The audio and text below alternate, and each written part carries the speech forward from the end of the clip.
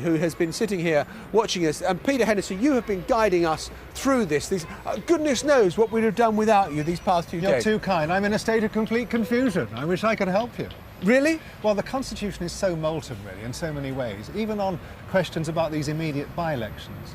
What do you do if you have the coalition partners fighting each other in a by-election? In World War II, you had a party truce. They didn't stand against each other. Independents occasionally won as a result. But in peacetime, I don't think you can defraud the electorate by not giving them a free choice. You'll have to give the candidates license to roam. All unprecedented, all unknowable. Tremendously fascinating, but very, very confusing. Yes, very confusing. I mean, this is just...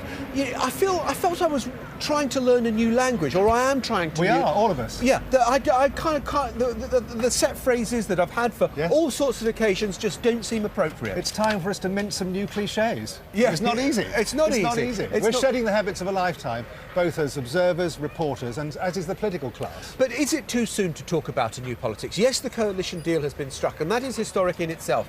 But surely the new politics is going to be judged whether we have a general election in 2015 or before. Because if it lasts, this coalition, then surely we are into just new territory. Certainly we will be. Certainly too if a referendum produced some kind of proportional system for voting for the House of Commons.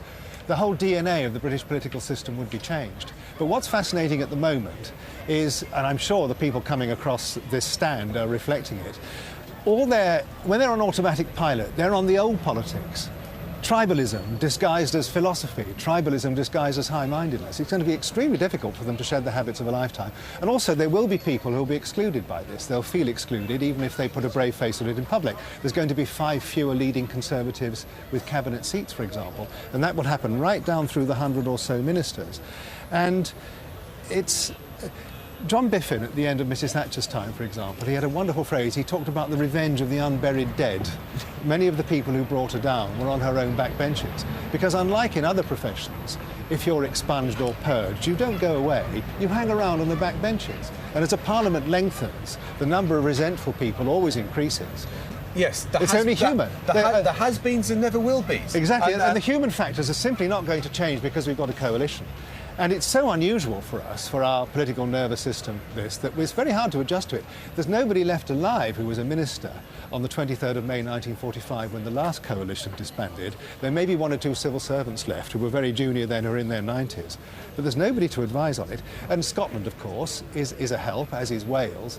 But when it's a national government with financial responsibilities of the kind the British government has, with that terrible financial backdrop, it's not like putting a coalition together in Edinburgh or Cardiff. It's a step change different.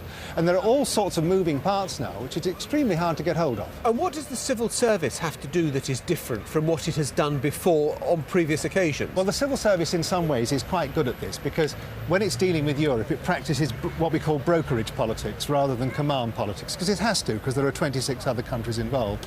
And also in the days when you and I were very young, when there were the Labour governments of the 70s, Harold Wilson used to put, if he had a real lefty as Secretary of State, he'd have a righty as Minister of State. And quite often the gap between the number 1 and the number 2 in Harold Wilson's departments of state was as wide as anything that we're seeing today in this new coalition. And the civil servants know how to play all that. They're the continuity girls, not to be sexist, of the system, and they're very good at adapting that. And also, they're naturally consensual. If you can broker a deal, you broker a deal. They are not adversarial in civil service, so their temperament is really rather well suited to this. Yes, and that would be, I suppose, when it gets testing is when there are difficult decisions, whether over kind of cuts or whether there is a scandal or there's, it's that sort of thing that suddenly buffets a government. Sure. That when they're all from the same party, you have a commonality of interest. But if there's suddenly a blame game to be played, it was the blooming Liberal Democrats' fault or it was the Conservatives' fault, then it gets more tricky. When they're tired, stressed, battered, taken unawares and politics gets scratchy, that's when they'll go tribal again. Very difficult in human terms to sustain this. Tremendously buoyant, that press conference we were all watching a moment ago. Well, it would have to be on day 1, wouldn't it? There they are, 2 young Lochinvars taking this great step in life. Wonderful spectacle. But I hope I'm wrong. I hope it does hold, because the country does need stable government. But of course, this is the high point of harmony. It's bound to be. The clock is ticking from now on. And what was the other thing that struck me, and it kind of, I felt my jaw hitting the pavement in Downing Street a number of times, was the sense in which they almost seemed to be relishing this idea of this coalition and the opportunities afforded not just by government, but the opportunities of somehow recasting the way we do politics in this country.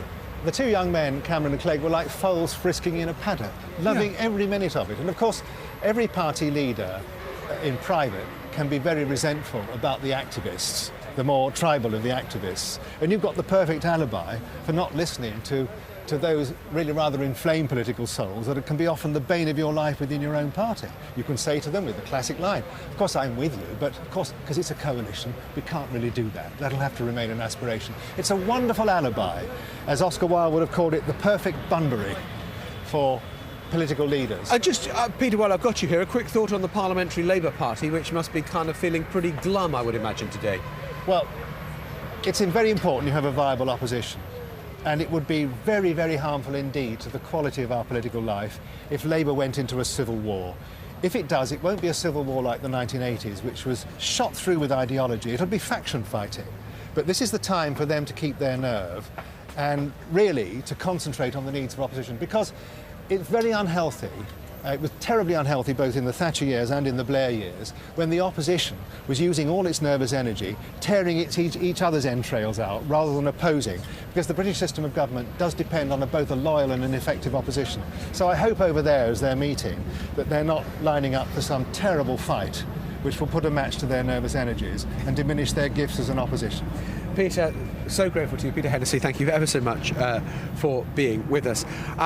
We know about some of the faces that had gone into Downing Street. I kind of started to think this afternoon that they had employed the services of a top Hollywood film director when that news conference was taking place in the garden. It's been a bitterly cold, overcast day, and then suddenly at 2:15 the clouds parted, sunlight shone through, you could hear birdsong coming from St James's Park. It was all something of a fantasy as David Cameron and Nick Clegg, Prime Minister Cameron and Deputy Prime Minister Clegg, walked out of number 10 Downing Street, the back entrance of number 10 Downing Street, into the garden to give that joint news conference. Let's have a listen to what Prime Minister Cameron had to say first. Good afternoon, everyone, and welcome. On the steps of Downing Street yesterday evening, I said that Nick and I wanted to put aside party differences and work together in the national interest. Since I set out that aim,